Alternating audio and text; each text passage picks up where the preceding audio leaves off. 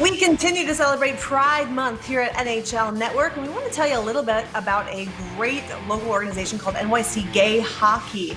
They are a great organization that really supports the LGBTQ plus community, and right now they put this tweet out saying that Pride will obviously happen virtually because of the pandemic, so we wanted to mark the occasion by giving back to those in need. We've identified two causes we want to support: the Boxers NYC Food Pantry, the Callan Ward Community Health Center. You can learn more and donate through June 28th at the following website, which is also where you can find out a lot more about this great organization. But you don't even have to go to the website first, because we have Steve Greenberg joining us now. We're so happy to have you joining us here on NHL Tonight from the NYC Gay Hockey Association. And Steve, the mission statement I was reading says that the New York City Gay Hockey Association provides an environment free of harassment and discrimination for members and friends of the LGBTQ plus community to play ice hockey and fulfill their athletic aspirations. So, tell me more about your organization. When did it all begin, and how have you seen it grow? Absolutely. Thank you so much for having me tonight. And so we've been around since 1999. There was two former players of ours, Jeff Mink and Jeff Kagan, found each other. Jeff Kagan had written about an experience he played in a gay hockey tournament in Toronto, and they found each other online and formed the New York City Gay Hockey Association back in 1999. And we've been growing since. We're a large organization, currently with 257 members and a very diverse membership. And many people will not believe it, but 70% of our membership identifies as straight. So it just goes to show you we're a welcoming community. We provide programs for playing ice hockey.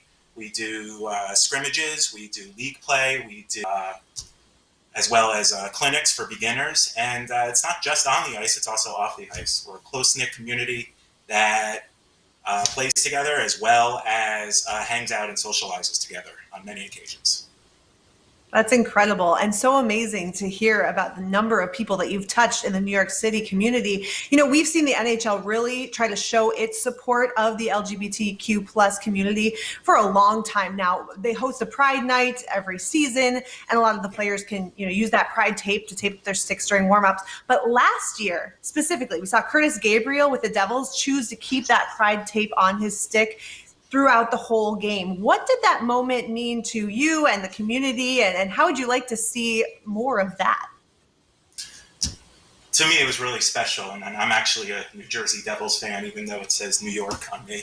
And, he was on the Devils when he did that, and that was an absolutely incredible moment. Just to have someone in the NHL speak out and be a voice for the LGBT community was absolutely inspirational. And, for the rest of the organization, it was another step into the NHL, embracing the LGBTQ community, and they've made leaps and strides, over the past few years, and getting involved and getting us to be more attached to the NHL community, which has absolutely been fantastic.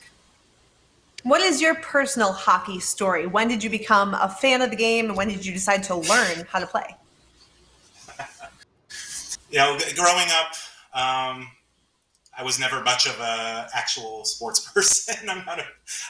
My brother makes fun of me. He says, you call yourself an athlete now? And then he laughs a bit. But I actually was always really interested in hockey, and I didn't grow up in a hockey family. The first time I really got into it is actually, my first game was the 2000 Stanley Cup Finals, New Jersey Devils versus the Dallas Stars. And I really got into hockey, but never really felt comfortable starting. I was an adult at that time, in my 20s. And finally, I moved to New York City and found the New York City Gay Hockey Association and met Jeff Kagan, who was the founder. And one day he said, he's trying to convince me. He said, "Hey, you want to play ice hockey?" I'm like, I'm 30. Like, I'm past my prime. And I can't do that. And he says, "No, just do it." And I was at a point in my life where I just said, you know what? Go with it. And got some hockey gear, took some classes, took some skating lessons at age 30, and now I'm playing. I'm not going to say I'm a good ice hockey player, but I do enjoy my time on the ice and the friends and community I've made here. Well, you're an inspiration for everyone, no matter what the sexual orientation. If you're in your 30s out there, you can start playing hockey right now. It's not too late. Steve's here to prove it. But going back to just the mission, really, what is the biggest change that you would really like to see, or the biggest step forward for the LGBTQ plus community, specifically with regards to hockey? Um, it's a matter of just inclusivity and making it known it's not just, you have to be a sports person to and be an athlete to enjoy ice hockey and enjoy the community. Reaching out to the broader LGBT community and saying, hey, this is a fun sport. This is very inclusive. We really, want you to have fun with us. You don't even have to play. Just come watch some games with us. Come to a bar. Come hang out in one of our social events, and you'll meet some great people. So I really think that we have some broader reaching out to do to the LGBT community to get our organization, as well as the broader hockey community in general. I've seen over a very large leap in from 10 years ago going to an NHL game and our organization's name getting booed to being embraced at an NHL game right now and getting cheered. And it's just seeing that change. We're not 100% there, but we're getting very, very close to the inclusivity I like to see.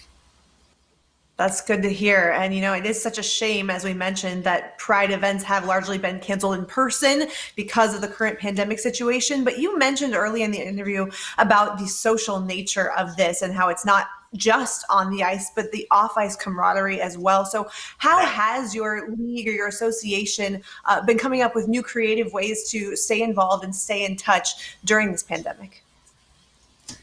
Well, we had to get creative and come up with some new ideas. We started off, we did some Netflix watching parties. So we actually we did a party where you can kind of chat while watching a movie. So everyone's watching the same movie at the same time. So we watched Goon once, we watched Miracle. So we had some social activities in that respect. Also game nights on Friday nights we're doing. And as well as happy hour. Some of the teams are getting together and just saying hi to each other. We also have a subscription to Slack, so we are constantly texting with each other. We're also doing video calls, having drinks from time to time with each other online. So, it's not the same as in person, but I would say, it's a good alternative. And we're all just one of our players said he had one of our players said he had a dream last night. He was on the ice, and he knew it was a dream because he was skating well. That's awesome. So we're very anxious to get back on the ice and see each other in person. Yes. Well, it's been such a pleasure hearing more about your organization, and I encourage anyone out there who's interested in checking it out to go to nycgha.org. They also have a Facebook page, an Instagram, a Twitter account, lots of really good outreach opportunities. So, Steve, thanks so much for joining us. And one final reminder to everyone out there watching, Pride Day for the NHL is actually Friday, June 26th. The league is going to invite fans, players, coaches, everybody to wear their NHL gear along with the Pride rainbow, and you can share your pictures using the hashtag #HockeyIsForEveryone. Thanks so much, Steve. I'll be sure to be there. Thank you.